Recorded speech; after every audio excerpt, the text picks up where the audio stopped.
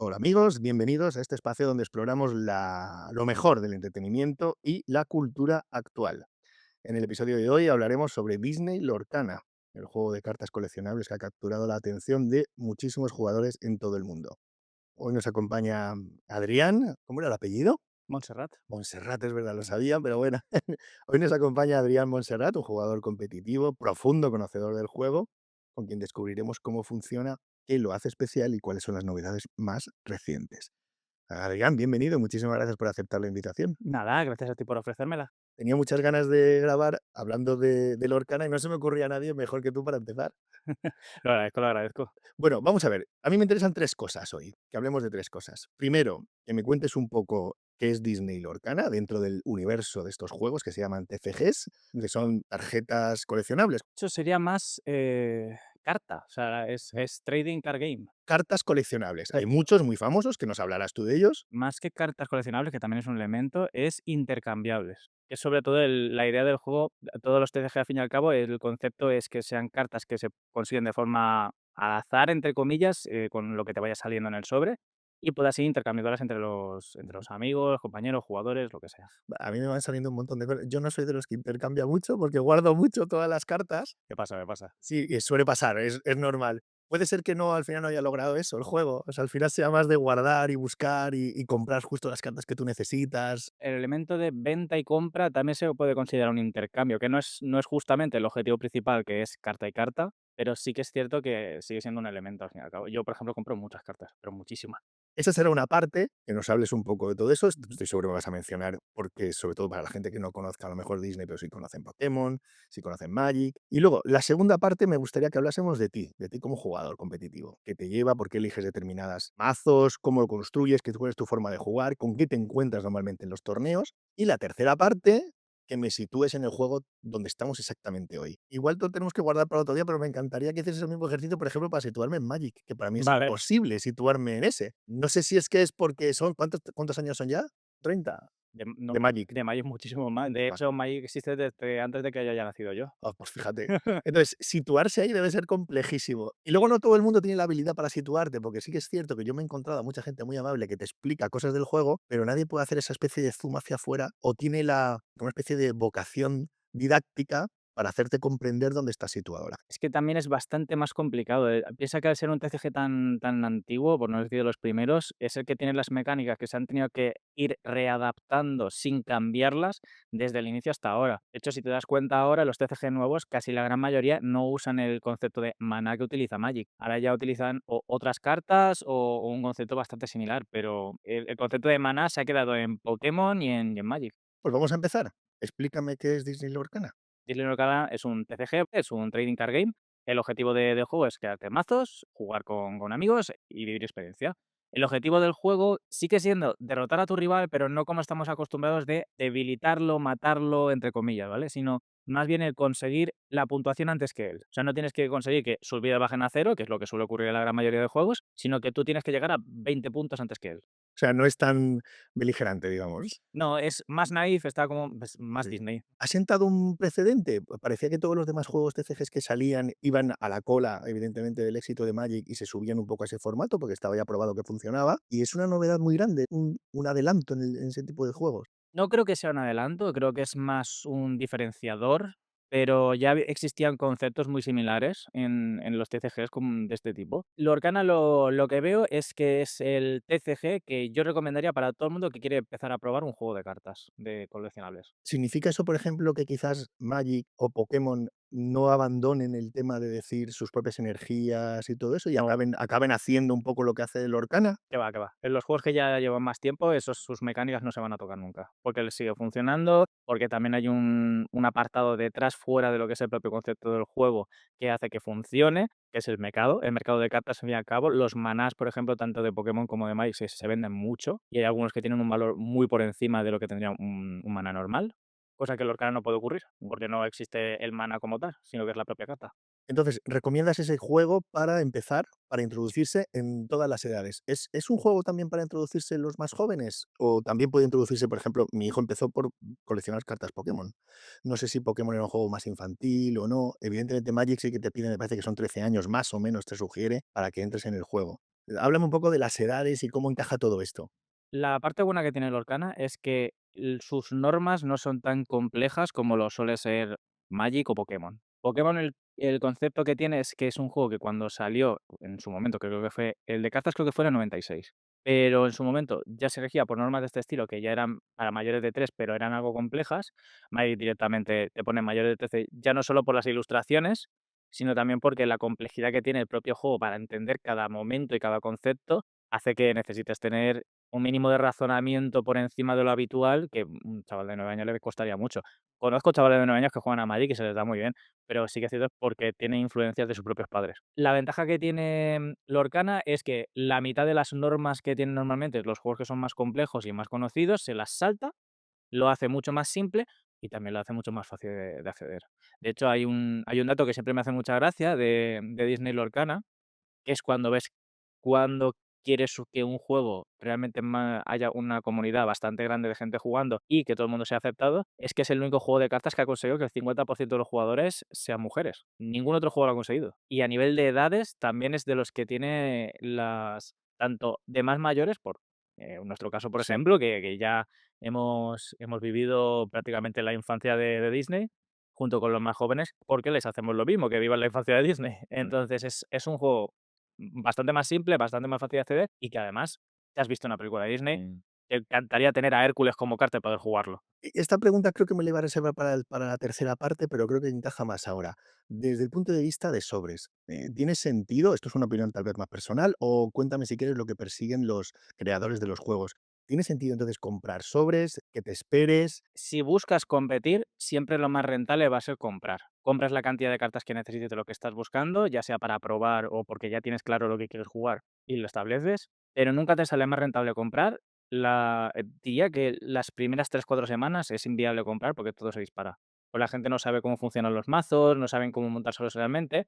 De hecho, te voy a poner un ejemplo de que yo hace relativamente poco vendí unas cartas que yo sabía que estaban muy por encima del precio, pero el comprador quería comprarlas porque las quería tener ya y decía: "Vale, me las quito de encima", porque sé, ya no solo que no voy a jugarlo, sino que en algún momento que si quiera coleccionarlo, yo sé que va a bajar de precio porque no se va a jugar esta carta, o porque no tiene ahora mismo alguien que le esté dando una atención lo suficiente como para que llame la atención y pueda subir de precio.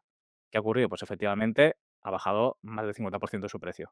Entonces, siempre hay que esperar los momentos correctos para poder comprar si no tienes ningún torneo cercano. Es decir, si por ejemplo tienes una expansión, como me pasó a mí, que cuando fui a Murcia necesitaba cartas para poder jugar la siguiente expansión, que sería la octava en este caso, necesitaba comprar las cartas casi al momento de salida. Entonces, sí que es cierto que yo compré por sobrecoste, pero para poder jugar luego la competición.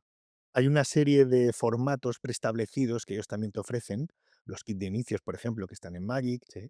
los precons, que se llaman, los mazos ya preconstruidos que te vende Lorcana, creo que también hay en otros juegos. Sí. ¿Por dónde entrarías tú entonces? Para un jugador novato que quiera entender el juego, antes que un preco, le diría que comprase el preludio. Hay un kit que son creo que eran de 30 cartas, 2 mazos de 30 cartas. Que lo han hecho todos los juegos, está Pokémon y creo que Magic también han hecho una especie de kit de inicios. Sí, correcto. Sí que es cierto que lo que yo recuerdo de Magic, porque ya hace tiempo de su momento cuando yo me introduje, fue que te daban en las propias tiendas un taller de explicación. En este caso, lo que ha hecho Lorcana ha sido crearte un taller de explicación, pero te lo montas tú y te dicen cómo se juega. Entonces, si quieres empezar a conocer el juego, yo recomiendo antes jugar al preludio o si estás solo o si estás con tu pareja y esa pareja o persona con la que quieras jugar y también quiere introducirse y tampoco tenga mucha idea de cómo funciona el juego. Si tienes a alguien que ya conoce del juego, es mejor directamente quedar con él. Si tiene cartas de sobra, que te vaya enseñando él, que tenga paciencia y que te lo vaya explicando. Mm. Con un mazo de estos puedes iniciarte, por lo menos en las dinámicas y en la forma de juego. ¿Correcto? Luego, vas comprando cartas o comprando sobres y vas enriqueciendo lo que le llaman el pool, ¿no? Ujú, correcto. El pool es las cartas, El pool es la bolsa de cartas, prácticamente. Es la el cantidad de archivo cartas. que tienes tuyo, ¿no? Vale. Efectivamente. Y nosotros, Andón y yo, mi hijo y yo, hemos pasado por varias etapas, porque ahora antes empezábamos a tener un pool que empezó siendo pequeño, ahora ya es bastante más grande, y ahora tenemos un segundo pool. Sí, ¿Segundo pool en qué sentido? ¿De que pues que tienes? tenemos las 4, digamos, de todas las que tenemos en las cajas oficiales, y ahora tenemos una caja de donde hay un segundo pool allí de cosas que están como ya, pues que tenemos 14 o 15 cartas. Vale, eso sería el pool como tal, es decir, el playset, o sea, existe el pool de cartas jugables y el pool, Ujú, ¿vale? vale. El pool de cartas jugables son las cartas que tú te guardas, que, en Lorcanas pueden llevar hasta 4 copias, entonces llevarías cuatro copias, que ese sería tu pool de juego, y luego el sobrante, que sería, pues, el pool de cartas que sirve, pues, para intercambiar o para vender. Vale, nosotros tenemos el mazo que jugamos, el pool normal, digamos, que nosotros le llamamos, la caja donde tenemos el acceso rápido a las 4 al playset, ¿y sabes cómo hemos llamado a la otra que está ahí guardada? Anthony le ha puesto Deadpool. Está bien pensado, porque realmente no vas a volver a abrir esa caja más que para esa. Sí, está ahí y ya está. No sé si ha sido suficiente, se me quedan muchísimas preguntas, tampoco quiero que esto sea muy largo, pero ya tenemos una pequeña introducción que iremos matizando más veces que vengas por aquí a hablarnos de Lorcana. O de juegos TCG en general, porque creo que esto merece la pena. Hablando tal vez de otros juegos, comprendemos también mejor Lorcana. Ahora hábleme de ti, de Adrián como jugador. No sé si tienes que contar una introducción que vienes de Magic, qué influencia has tenido de Magic y si te favorece a lo mejor a la hora de jugar a Lorcana. Un poco qué tipo de jugador eres y en qué momento estás tú ahora. Mi paso ha sido curioso, porque el primer juego de cartas coleccionables que jugué fue Yu-Gi-Oh! En Yu-Gi-Oh! En su momento, esto estamos hablando ya hace 12 años, una cosa así, éramos una comunidad muy pequeña, creo que era como máximo 14, y jugábamos bastantes y teníamos a la comunidad de Magic que cada vez que nos veía, pues digamos que éramos los raros para ellos, ¿vale? Y es normal, porque al fin y al cabo Magic era una comunidad mucho más grande, más conocida y se le da mucha más importancia en casi todas las tiendas. Yo entonces me propuse, porque justo a cabo de unas 2 semanas o así, después de estar jugando y demás, había una presentación de Magic, y yo me propuse decir: "Vale, pues yo me propongo lo siguiente, yo no sé jugar a Magic, voy a coger un colega que sabe jugar a Magic, me va a enseñar el día antes cómo se juega, me voy a ir a una presentación y voy a ver cómo quedo". Voy a la presentación, que la presentación sí que es cierto que no tiene tanto mérito como jugar, mazos de cartas, por así decirlo, que construidos, como estamos haciendo ahora con Lorcana, pero sigue siendo algo interesante. Te dan una caja donde te tienes que montar el mazo y los manas que te falta te lo da la tienda para que puedas jugar. Mi objetivo era demostrar que, los de Magic no eran para tanto. ¿Y qué ocurrió? Pues que de un torneo de 100 personas quedé tercero, habiendo aprendido el día anterior a jugar a Magic. ¿Qué papel juega el azar aquí entonces? El azar influye, pero no creo que influya tanto como para que sea una moneda, entre comillas, no es un 50%, porque al fin y al cabo los mazos de Lorcana son de 60 cartas y la gente que viene preparada lo mide mucho la cantidad de cartas que hay, qué cartas pueden ser maná y qué no. Y enfrentarte a una persona que viene muy preparada, independientemente de la edad, se conoce el mazo, se conoce todos los mazos que se juegan en general, es una persona que tiene más probabilidades de ganar que una persona que ha venido con un preconstruido y vienes a jugar. Sí es cierto que dependiendo del tipo de competición, jugar con un mazo construido tiene sentido, porque al fin y al cabo lo que quieres es, pasar el rato, y jugar con un mazo que no sea tan competitivo también está bien. De hecho, en la liga hay hasta que no llegan los puntos en los que se acerca el Championship o algún torneo importante, la gente juega mazos, que se han hecho el día antes o que simplemente quieren hacerlo por los jajas. Probar cosas Sí, también, ¿no? exacto. Volvamos un poco a ti como jugador entonces. Yo, que ya te conozco desde hace como un año viendo yo tengo la sensación, corrígeme si no es así, de que tú cambias muchísimo. Tú pruebas un millón de cosas. No sé si tienes un mazo concreto que digas: "Este es el mazo que tengo guardado aquí siempre, que es el ideal para mí", como un main, un principal, digamos, ¿no? Da la sensación de que cambia mucho, pero realmente hay un color que siempre tengo predilecto, y la gente se suele confundir. De hecho, uno de mis mejores amigos que también juega al Lorcana, me dice: "Tú eres jugador de morado". Y yo le digo: No es que sea jugador de morado, de hecho no es un color que me gusta, pero mi color favorito es el gris. Me parece el más versátil entre todos ellos. Pero sí que es cierto que independientemente de eso, me busco adaptar los mazos al momento que funciona mejor. Yo, por lo general, suelo jugar morado-gris porque hay un personaje en concreto que me gusta el concepto de su carta. Entonces lo juego mucho, pero obviamente no es una carta que funcione como mazo competitivo, aunque yo lo intente. Pero si me lo tengo que quitar de en medio y me pongo otra cosa porque es lo que funciona, lo voy a hacer. A mí no me gusta nada el amarillo, no sé por qué. No me gusta nada jugarlo. El amarillo tiene solo 2 problemas, bueno, 2 problemas, no, solo tiene 2 funciones, en mi opinión. Uno que es para proteger y el otro es para curar. El problema, y creo que lo están solucionando con el tiempo, es que en Lorcana los colores están demasiado establecidos a ciertas acciones o ciertas habilidades. Igual que, por ejemplo, el rojo es destrucción, el gris es daño, El azul es bueno, maná en este caso. ¿Verde? El verde es el que me parece más raro de todos, y es uno de los que menos me gustan, aunque seguramente sé que acabaré jugando. Creo que es de los más divertidos, además. Andoni juega un mazo verde que, por lo que noto yo en un niño, él se divierte mucho, porque creo que como que entorpeces más la labor del contrario y Es que también depende un poco de los arquetipos de los mazos. Hay un mazo que para mí es el que tengo que jugar, porque es muy bueno, pero es un concepto de mazo que para mí, me destroza. Es decir, no es algo que me guste ni para el rival ni para mí, que es el de descarte.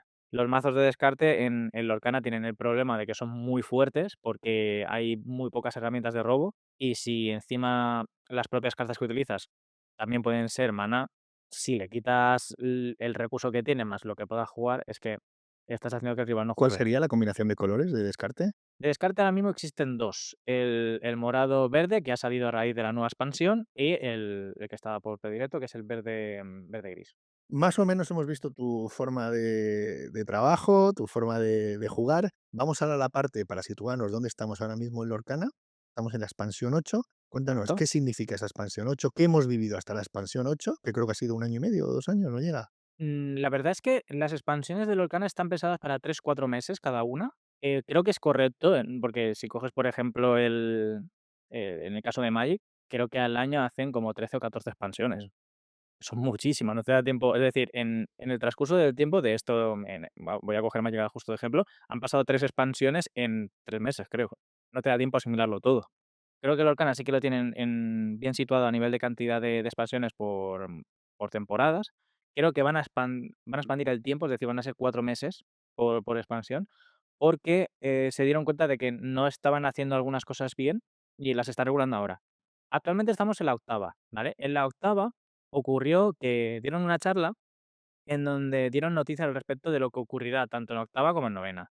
En la novena expansión lo que va a ocurrir es que las expansiones de la 1 a la 4 en formatos oficiales de torneo, no se podrá jugar, rotará. ¿Rotar qué significa? ¿Es no volverán nunca más? ¿O a lo mejor en la 20 puedes volver a usar de la 1 a la 4? Esa es la cosa. Lo que significa en estos momentos, porque tampoco no hay mucha información, es que solo algunas cartas de la 1 a la 4 se van a reimprimir en novena y serán jugables tanto los que están en la edición de la 1 a la 4 como las de la novena. Pero todas las demás se van fuera, no se podrán jugar. Una cosa que ya confirmaron, que esto estuve debatiendo hace tiempo de si al final estaba confirmado o no, y ya lo han confirmado por varios medios, hay una carta que es una de mis favoritas, que es Un Mundo Ideal, la canción de Un Mundo Ideal. Esa canción, por ejemplo, que incluso la dan como premio para el Mundial de Lorcana, no se va a reimprimir. Yo sé lo que hace porque es gris, ¿no? ¿Correcto? Y la uso, pero cuéntanos qué hace, a Whole New World, Vale, ¿no? correcto. A Honey World lo que hace es que tanto tu rival como tú descartáis la mano y robáis 7 cartas. El coste de la carta es de 5 manás y la parte buena, entre comillas, de por qué yo la uso tanto esta carta, Sí, pero ya me has contado un par de veces que ha pasado algo con el Whole New World y claro, y si tienes 4 en la si tienes 4 en el D, pues la otra persona dice: "Bueno, pues no puedo". bueno, cuéntanos rápidamente y volvemos a eso. ¿Qué pasa cuando en Whole Vale. New World y con Jafar? Vale, Jafar es un personaje que tiene coste de maná 7. El efecto que tiene es que cuando lo giras, por cada carta de robas ganas un punto de lore. Los puntos de lore son lo que te permite ganar el juego. En cuanto llegas a 20 has ganado el juego. ¿Qué ocurre? Que cuando tiras la canción a Whole New World puedes hacerlo de dos formas, o pagando su coste de maná, o haciendo que un personaje del mismo coste que la carta o superior lo cante.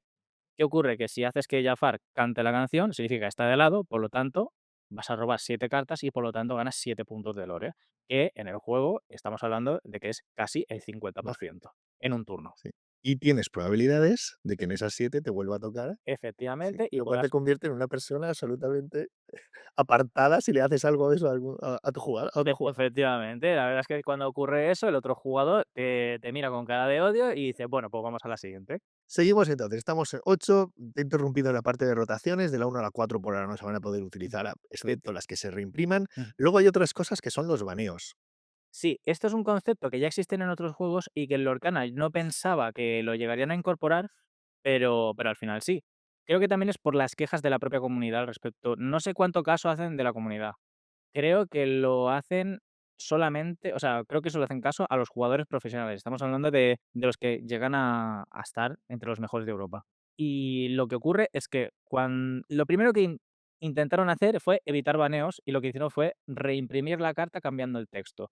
Ocurrió con el famoso caso de Baki. Baki es la ardilla de Kuzco, bueno, del emperador y sus locuras, en el cual esa carta lo que hacía es que en turno 4 o 3 le dejaba sin cartas al rival. ¿Qué ocurre? Que si en 4 turnos le dejas sin mano, el rival no puede jugar. Y eso, el problema que ocurrió es que el 80% de la gente jugaba solamente ese mazo a nivel profesional.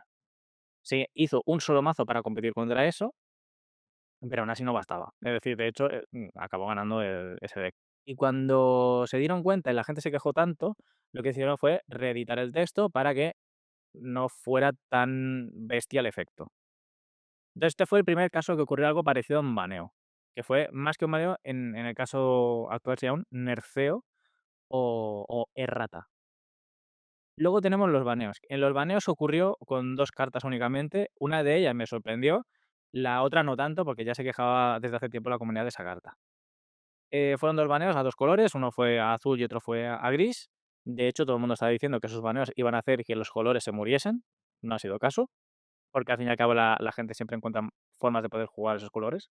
Pero sí que es cierto que el estilo de juego ha cambiado totalmente. Si yo juego azul-gris, principalmente, y sí que noté porque tenía las 2. Es que ocurría un problema, volvía a pasar lo mismo que con Baki. El 80% de los jugadores juega solamente, azul-gris. Entonces, lo que quieren evitar en Lorcana es que exista un monopolio de colores en base a lo que vayan saliendo de cartas, y a raíz de eso, pues, ocurrió lo que tocaba, que era que hubo una variante de cartas y bueno, de cartas no, perdón, de mazos, que que hizo que el juego fuera, entre comillas, más sano o más variopinto. Tú que tienes una mentalidad de crear, de hecho creas aplicaciones relacionadas con juegos, me parece interesante esta pregunta porque en el sentido de ¿hasta qué punto crees que lo preparan todo? ¿Hasta qué punto crees que tienen un control absoluto de lo que van a lanzar? ¿Y hasta qué punto no tienen control cuando lo lanzan y luego ocurren las cosas? Y me parece una cosa interesante desde el punto de vista de los juegos. Hay que partir por varios puntos. Ravensburger, que es el que se encarga de lanzar el juego, no ha hecho nunca un TCG. Es su primer TCG. Sí que ha hecho juegos de mesa. De hecho, tiene un juego que se llama Villanos, si mal no recuerdo, que es de Disney, que es un juego de mesa de ellos. Pero no han sacado nunca un TCG. ¿Qué ocurre? Hasta hace poco, cuando digo poco, creo que de 3, 4 meses, no tenían un jefe que se encargue de el balanceo de las cartas. Es decir, no tenían a alguien que se encargase de llevar oye, esto está demasiado fuerte, esto no. Y de hecho, se ha notado el cambio entre comillas, me explico. La persona que han contratado, ya mucha gente está diciendo que es un profesional de los mejores para este tipo de juego. Cuando se ha sacado esta expansión, yo ya he visto cosas que digo, es raro que una persona que venga de un mundillo de, pues, eso, de ejercer de TCG y que tiene conocimientos muy avanzados al respecto de cómo mantener el juego sano y cómo hacerlo equilibrado, saque según qué cartas. Y luego te das cuenta y dices: "Claro, sacas estas cartas porque en la siguiente expansión me vas a quitar un montón que van a hacer que estas estén fuertes". Entonces, ¿qué ocurre? En esta expansión vamos a ver destrozos de decks bueno, de mazos que En la 8 que estamos ya. sí, en la 8 que estamos actualmente vamos a ver mazos que dices: esto es inviable poder jugar contra ello", porque en la novena se van. Entonces, creo que todavía les falta un poquito para entender cómo funciona el juego y que no sea excesivamente desbalanceado, pero yo creo que esto lo solucionan yo creo que a partir de la novena, o sea, después de la novena es cuando veremos los cambios reales, o sea, de cuánto han aprendido. Porque creo que incluso la rotación no estaba planteada hasta que no consiguieron al jefe para poder llevar el sistema de balanceo. En su momento se estuvo rumoreando y la gente también decía: "Oye, o lo rotáis o esto se muere", pero sí que es cierto que la rotación en un principio no se pensaba que fueran de 4, es decir, no se pensaron que se iban a cargar 4 expansiones, sino más bien una y que cada expansión nueva se cargase a la anterior.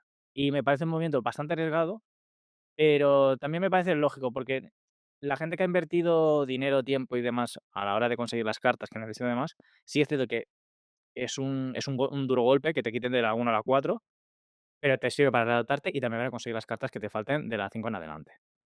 Entonces, lo que ocurrirá es que cuando saquen la expansión nueva, será de la 5 a la 9 y luego todas las siguientes hasta llegar a la 12 o 13, ahora no lo recuerdo, volverá a haber otra vez rotación y reimpresión. ¿Qué es lo que creo que también va a ocurrir? Que algo que se nos ha quedado también en el tintero con lo de la rotación. La rotación no significa que todas las cartas vayan a desaparecer. De hecho, en la octava hay 2 reimpresiones. de cartas que estaban. Una es los 99 dálmatas y la otra es el Capitán Garfio, en este caso ya Captain Hook. Las han reimpreso, pese a que no es creo que no estaba planteada en un principio esas reimpresiones, y han dado bastante vida al juego y también, digamos que te tranquiliza el ver que siguen utilizando expansiones, aunque sean solo 2 cartas, significa, a raíz de esto, que mínimo en cada expansión vamos a tener 2 reimpresiones, o esa es la sensación que han dado. ¿Tú empezaste a jugar el juego desde la primera, desde el primero, o llegaste un poquito más tarde?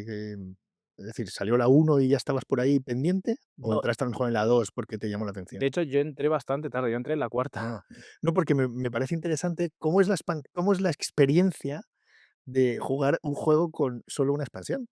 Es decir, teniendo solo 200 y pico cartas. Malísima. Es bastante, o sea, si quieres competir, es de lo peor que hay, no puedes jugar una sola O sea, al expansión. principio supongo que mirarías más las artes, Al principio iba full colección, de hecho, yo empecé a comprar segunda y tercera por pura colección, porque me gustaba el diseño y demás, y no sé en qué momento yo hice clic y dije: "Voy a investigar un poco más". Empecé a ver cómo se jugaba el juego y dije el motivo también por el cual juego al Lorcana es que hay una de las mecánicas que no me gusta de Magic, que es lo que ha hecho que vaya al Lorcana y me decante por Lorcana, que no lo tiene. No lo descarto que lo vayan a tener, de hecho, que seguramente lo van a tener, porque si no se quedarán sin ideas. Y es que no puedes interactuar en el turno del rival. Esto es un problema que tiene Magic y es el motivo por el cual yo no compito en Magic, sino que juego por pachangueo. Pero también entiendo que a la gente es cuando yo le digo esto, automáticamente rechazo. Es decir, o tienes gente que le gusta mucho la idea o tienes gente que no quiere entrar. ¿Qué ocurre? Los jugadores nuevos sí que quieren entrar porque no se ven atosigados por los jugadores expertos.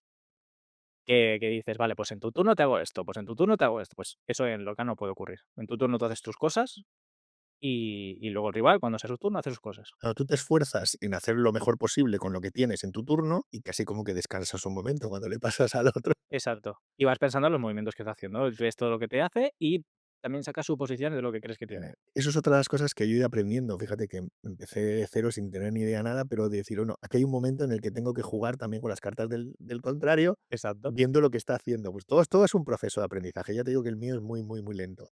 No quiero que sea muy largo, tenemos que quedar muchas otras veces para hablar más, pero me gustaría al despedirnos, si quieres, que nos hables un poco del proyecto que tienes, de la aplicación que has desarrollado. No sé si solamente nos la has cedido a nosotros, que estamos en el grupo, o si se puede acceder libremente, o si a partir de ahora alguien quiere acceder libremente a la aplicación que tú has creado.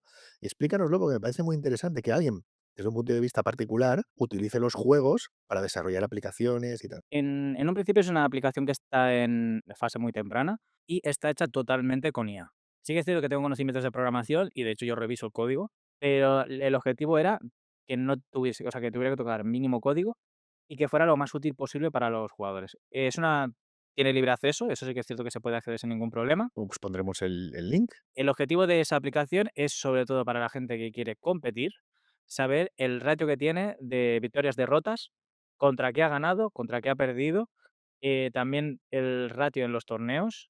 Entonces, te sirve sobre todo es uso propio, es decir, es para tener tu propio conteo de victorias y derrotas, y también que poder mejorar.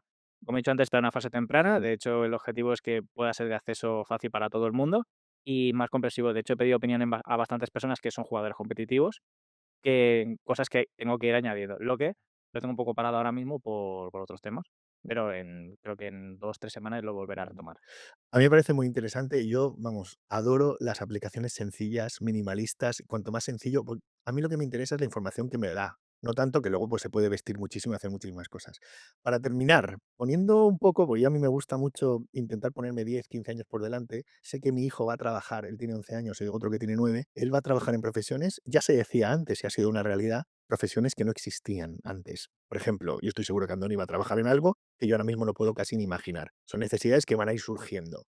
Yo te hablo de esta fantasía que probablemente esté inventada en alguna parte del mundo y que sean profesionales. Por ejemplo, en la nueva versión de GTA, yo creo que hay gente o están trabajando en eso o he visto mucha relación con eso en que hay gente que yo creo que se levantará por las mañanas y trabajará dentro del juego y ganará dinero, trabajando dentro del juego. Será un universo Ujú. donde tú puedas vivir de eso y luego traer dinero a, digamos, al ámbito real y vivir, pagar tu hipoteca, pagar tus gastos y pagar tu tal. Fantaseando en esto, no sé si existe o no y qué posibilidades ves de entrenadores profesionales, gente, por ejemplo, como tú, que te contraten para decir, bueno, pues yo estoy en un nivel de 0 a 10 en 3 y quiero pasar a nivel 7 a nivel de mejorar mis habilidades, mi juego y tal. ¿Existe esa figura? Existe y de hecho en Estados Unidos es algo bastante común entre los 8 mejores jugadores. Es decir, hay jugadores, de hecho en Europa también es factible, pero lo que pasa es que tienes que lograr 2 cosas. Una es quedar siempre entre los 8 primeros en todos los torneos grandes para que, una, le llames la atención y 2, diga: "Vale, este tío ha estado por lo menos 2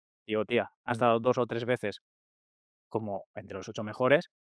Digo, no puede ser casualidad de que haya conseguido justamente hacer clic con las cartas en concreto, en el momento correcto y demás. Este tío sabe jugar al juego. ¿Quiero mejorar yo como jugador y ganar competiciones también de ese estilo? Voy a mirar de contactar con él y comentarlo. El caso más famoso, bueno, el más famoso para mí es el más famoso, es un jugador que se llama DKT, que es un jugador que aparte de ser bastante carismático, es entrenador y de hecho se encarga de entrenar a bastantes jugadores, como estilo Patreon, por así decirlo. Digamos que tiene una comunidad en donde se le paga clases particulares y donde te va enseñando el juego, el concepto, cómo mejorar como jugador y cómo mejorar los mazos que quieres jugar. Independientemente de eso, aparte de como entrenador, necesitas las cartas.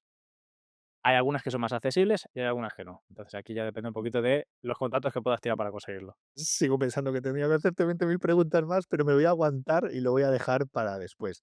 Yo ya te conocía antes, Adrián. Quiero decirte que no es que me haya sorprendido que me haya gustado hacerte esta entrevista, pero me ha sorprendido para muy bien la capacidad que tienes para explicarlo, con lo cual me he quedado con muchísimas ganas de muchísimo más. Te agradezco, primero que hayas aceptado la invitación y sobre todo la facilidad que pones a la hora de ser entrevistado. Nada, ha sido un placer y yo cuantas más veces venga mejor. Hasta pronto. Hasta pronto.